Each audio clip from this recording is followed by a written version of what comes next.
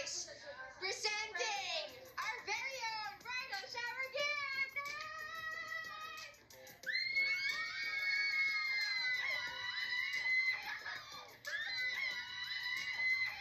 Uy! Bagot! Ano mo kayong ginagawa mo? Hindi dito, makinig ka. Paano nagkakasiyahan yung mga chicks sa kabila mo? Talaga.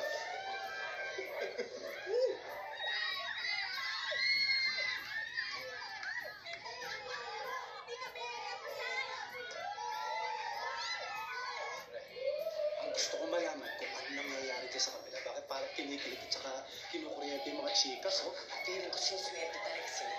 As in. Ginagawa natin dito, Gordon. Nagsasaya rin, ha?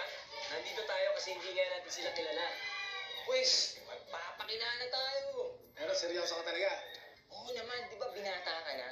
Ano pag ginagawa natin dito? Tara na. Now, let's have some action! Tama, pre! Yeah, good. Action time! Hoy, hoy! Oh! Kayong dalawa, ha? Baka mamaya. Makulo kayo dyan sa ginagawa niyo. Uwi na lang kami ng Darius.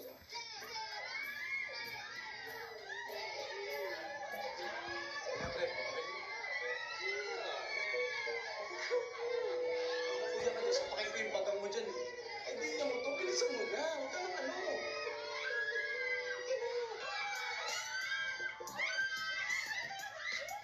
Baka naman sinarista mo sa paring naman yan. Laksan mo yung kamar mo dyan. Ang dami ng gawin sa mga babae yan. Mga kapatid, makikipag-uwi mo. Ano ba? Ano yan?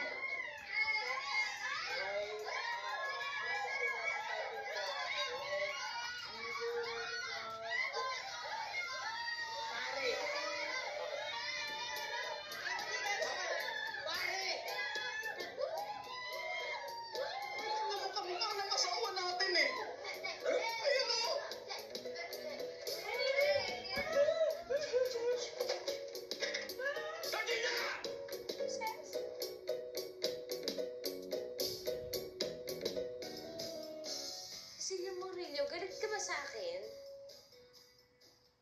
Ba't di kaya ikaw ang sumagot niyang tanong mo, ha, Georgina Murillo? Ang sa tingin mo mararamdaman ko, pagpasok ko sa isang kwarto, meron ako nakitang hubot-hubad na lalaki nakapatong sa'yo. Ito naman. Hindi ko naman kasalanan yun eh. In-invite ako ni Grace. Ang may kasalanan si Miriam. Kay Miriam ka magalit dahil siya ang may kasalanan. Hope you all like potatoes. These are fresh from my garden. What? Is your garden in Idaho? No, it's in my backyard.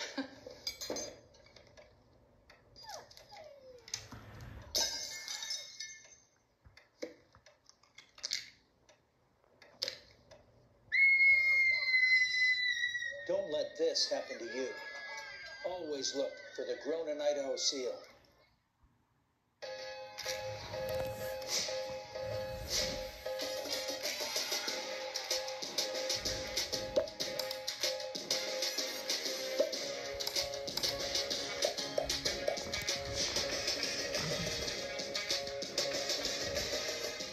Bakit nandun yung lalaki yung sa harapan ko at gumigiling-giling?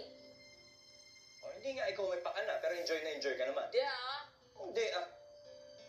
Maang ka pa. Kitang-kitang kilig na kilig ka. Bakit ka?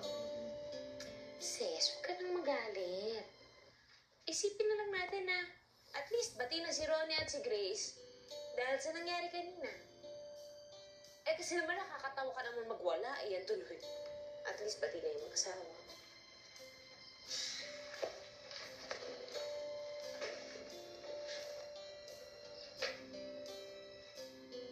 Ito naman, huwag ka nang magalit.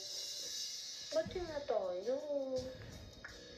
Wala namang masama sa ginawa ko, bebe. Tsaka isa pa, kahit mag-asawa na tayo, normal lang sa isang tao na tumingin sa iba. Wala masama doon, ha? Ang sabi mo? Walang masama sa pagtingin sa iba, ang masama tumikim. Eh, Oo, bati na tayo. Ah! Bati na tayo.